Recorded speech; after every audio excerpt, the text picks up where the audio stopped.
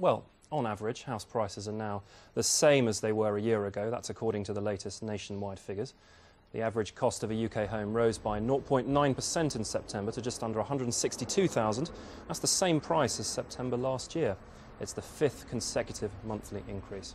Well, Henry Pryor is a property expert. He joins us now. Henry, I've got a personal story. Yesterday I put an offer on a flat under the asking price.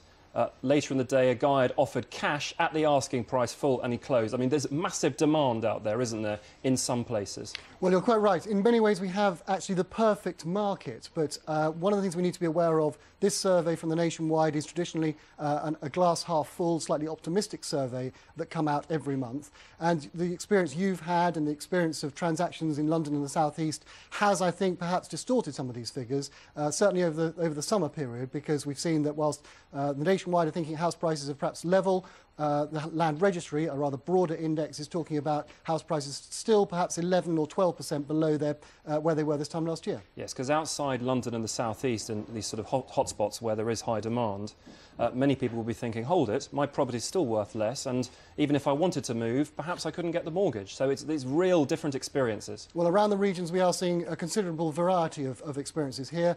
We don't have anything like the kind of unemployment that we've just been talking about in North America. We're unlikely to see those kinds of numbers come in this side of an election next June. But if we do start to see unemployment rise as is expected, if we start to see interest rates come to rise as well, that's going to put a pressure on people to perhaps start to look at selling their house, and as a result, a downward pressure again on house prices. Yeah, because the IMF said something interesting earlier this week, didn't they? That we have a funding gap in this country, basically, that we need foreign investors to lend us money to plug our fiscal gap.